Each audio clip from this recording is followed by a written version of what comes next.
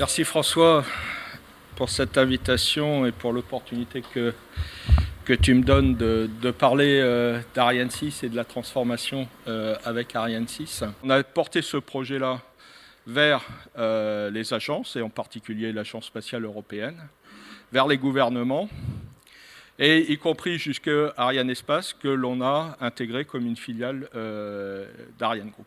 Donc on a commencé par se doter des capacités de transformer l'industrie spatiale. Et puis là, il a dit, maintenant c'est à vous de jouer.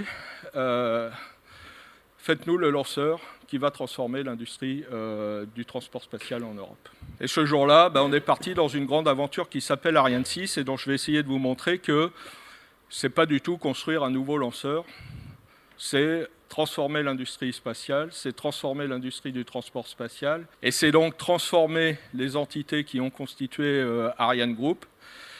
Et c'est pour ça que je crois que j'ai un tout petit peu de légitimité à parler de transformation, de changement dans ce cadre-là. C'est de là que vient Ariane Group, qui intègre donc maintenant de façon verticale les constructeurs, je dirais les éléments majeurs du lanceur, et qui amalgame autour de lui, on va voir, l'ensemble de l'industrie du transport spatial avec Arianespace. Je vais illustrer tout ça à travers le problem solving et vous expliquer ce qu'on fait avec le problem solving, et en particulier avec l'aide de François. Bon, problem solving, c'est assez simple, c'est problem et solving. Mais une fois qu'on a dit ça, finalement, c'est assez compliqué. Pourquoi ? Problème, premier point. C'est pas du tout naturel de traiter le sujet à travers les problèmes. Dans les bons livres de management, en particulier ceux d'il y a quelques années, tout le monde expliquait qu'on ne va pas voir son chef avec des problèmes.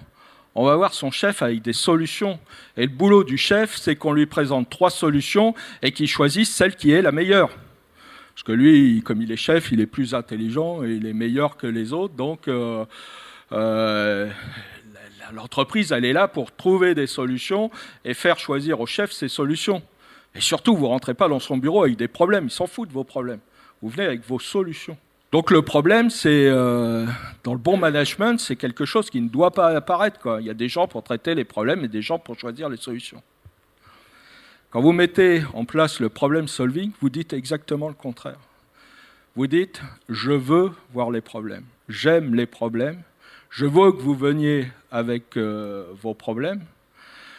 Je veux qu'on les regarde ensemble. Et moi, je ne vais pas vous donner la solution. Je vais vous aider à trouver la solution.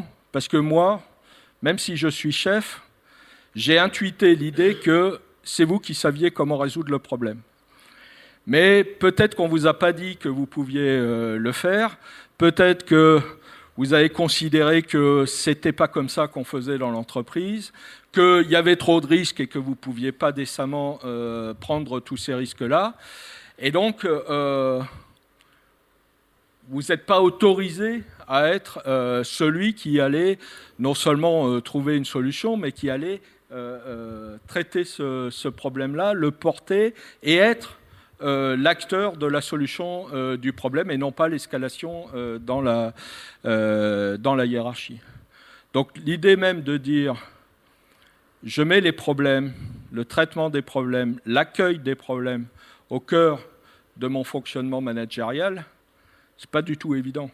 Surtout que quand vous êtes chef de programme, des problèmes, vous n'avez pas besoin de les demander. Ils arrivent tout seuls en général quand même. Ils finissent toujours par arriver. Mais ils finissent toujours par arriver au moment où il n'y a plus grand-chose à faire. Et là, vous arrivez et puis l'incendie est là et vous faites le pompier. Et ça marche dans toutes les grandes entreprises. Le chef, c'est le pompier, quoi. Il y a le feu partout, il arrive, il éteint le feu. Bon, il y a eu des petits dégâts, mais il éteint le feu. Et d'ailleurs, c'est pour ça qu'il est chef. C'est parce que c'est le meilleur pompier de l'entreprise. Et celui qui a inventé un truc où il ne mettait pas le feu dans l'entreprise, il n'y avait pas d'incendie et donc on ne voyait jamais quelle était sa capacité à éteindre le feu, il arrive souvent qu'il ne soit pas promu. Parce qu'on n'a pas intuité qu'il avait anticipé les problèmes et qu'il avait évité qu'il y ait le feu. Donc celui qui dit « venez avec vos problèmes au début, là, quand ça commence à Ça sent un peu le roussi, mais il n'y a pas encore le feu. Venez avec les problèmes, on va les regarder, et puis on va essayer de trouver ensemble des solutions. Dans un management, je dirais un peu à l'ancienne, il n'est pas reconnu pour ça. Donc le premier problème du problem solving, c'est problème. Il faut les accueillir. Puis le deuxième, c'est solving. Là, on se dit, dans une entreprise d'ingénieurs, c'est quand même surprenant, parce que les ingénieurs, c'est quoi? C'est des gens à qui on a appris pendant des années et des années à résoudre des problèmes, à poser des équations, à faire des algorithmes, des simulateurs, des analyses extrêmement fouillées pour traiter un problème technique. Alors pourquoi ces ingénieurs, quand on est face à un problème humain, d'organisation, de fonctionnement, d'interface, de culture d'entreprise, pourquoi est-ce que ces ingénieurs, ils n'appliquent pas ce qu'ils ont appris pendant des années?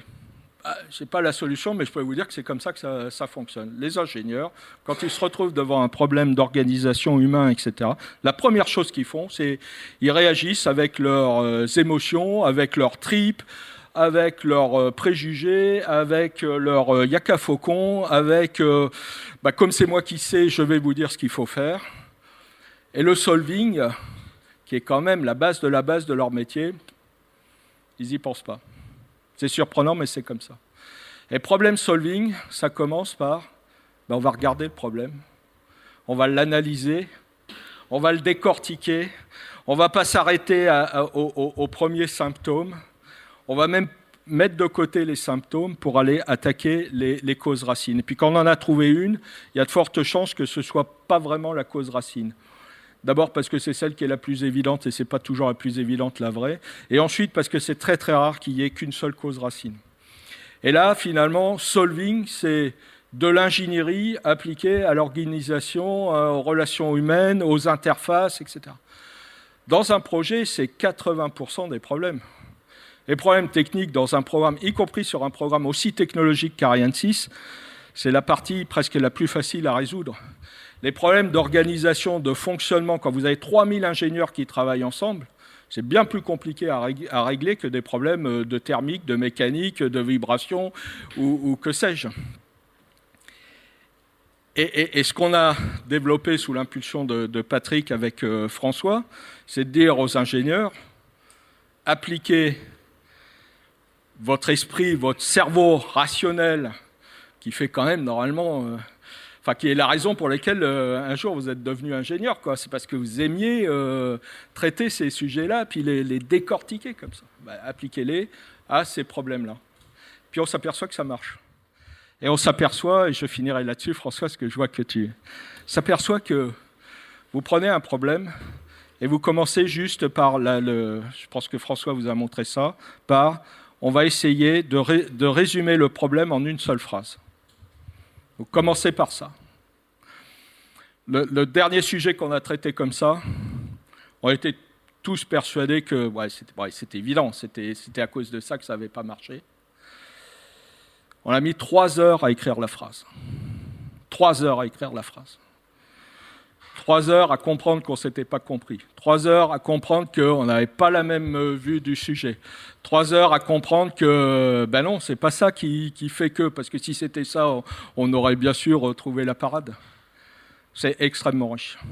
Et ça permet, et c'est ça qu'on essaye, c'est un des vecteurs majeurs de traitement des problèmes sur Ariane 6, c'est de résoudre les 80% qui nous embêtent, qui sont des problèmes humains, d'organisation, d'interface, de silos, de langue, de culture d'entreprise, de communication, de je ne suis pas au courant d'eux, de je ne savais pas que, de mais pourquoi c'est lui qui, etc.